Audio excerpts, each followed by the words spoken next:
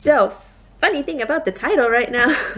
15 minutes ago when I was trying to start this video, I wasn't sure if I was gonna start my video for my Spanish channel or this video. What I want to talk about today, it's about code switching. A lot of people that know multiple languages will do this, and I do that a lot myself. A couple days ago I was talking to my friend on Skype. We switch between English and Spanish. I was like, oh, maybe like he doesn't like that, maybe he just wants to speak in one language, I don't know. So I went ahead and asked him, does it bother you that I switch languages on you? And he was like, no, well, I understand both languages, it doesn't really matter to me. So he sent me this video that talks about code switching.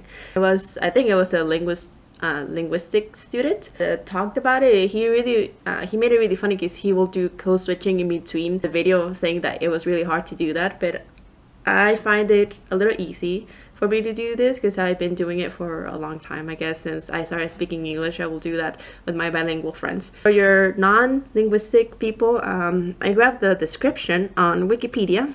Don't you ever go on Wikipedia if you want to do homework. Don't recommend this, but I just did it, so I'm not a good example, I guess. Code switching. In linguistics, code switching happens when a speaker alternates between two or more languages or language varieties in the context of a single conversation. There's a lot of types of code switching. They also call it mixed switching, which I'm not really sure what that means. Within code switching, there's a variety in how people can do it. I was not aware of this, but I think I do all of them. So there's extra, intra, tag, and intra-word switching. I'll give you examples with my life. So I had my English friends, I have my pure Spanish friends, and I have my I know you are bilingual friends. But the funny thing is that when I meet somebody and I meet them in one language, I will talk to them in the language I met them. Even though I know they're bilingual, I met you in Spanish, I'm gonna talk to you in Spanish all the time.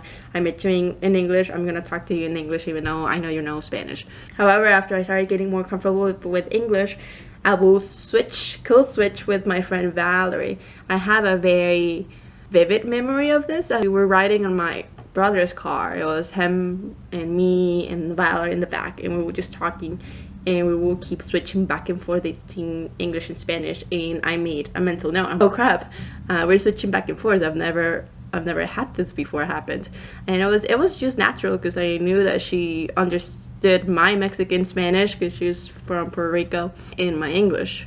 When you're having a conversation, there's phrases in different languages that they do not translate.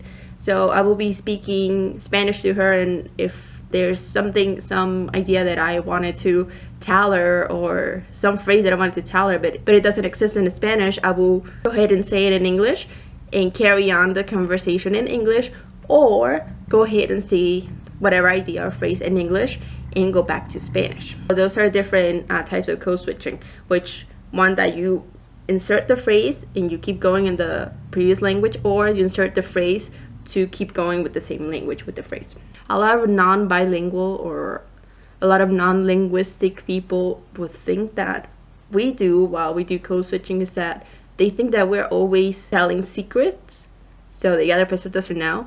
It's not necessary that we're saying secrets. It's more natural to say it in whatever language that we are more comfortable with. It is not like I want to hide something from the other people. It's just maybe I just want to say it fast. For example, with my mom, if I want to talk to her in English and know that she's gonna understand what I'm saying, I'll say it in English. If I know that she's not gonna understand it and I have to make a big explanation or description of what I'm saying, I'd rather just say one more in Spanish, she'll get it, and then keep going whatever language. It's also me, I'm lazy, I don't want to describe or explain anything, so I'll switch back and forth between the languages. 2007, I went on a trip to Washington, D.C. The week was called New Americans. So it was people from the Florida Keys. Somebody paid money for us to go, for the students to go. We met with people from California, and I'm not really sure if the other ones were from Chicago, but I'm not really sure. A lot of people from California, they were not just immigrants, they were kids that were born in the United States but that had a Latino family. They have another dialect. Have you heard of Spanglish? It is a thing. I heard it and I was astonished. I can't do that. I haven't gotten to that point, probably because I don't have a lot of people around me that that are bilingual like that. I guess it's just another culture back in Los Angeles. I was so amazed how quick they can talk, keep switching back and forth between English and Spanish, and conjugating English words in Spanish. I think in even other countries they'll take the English word like park to park, or the parking lot, they call it parquear. Like I don't say that. I'll say estacionamiento. Call it parqueadero or vamos a parquear. I don't know. I don't like that word actually, but it's an example that I wanted to bring up. I thought this video will be good for the channel because it says bilingual on the on the channel, so I thought it was appropriate. I hope you learned something. I learned the word of the thing that I do all the time.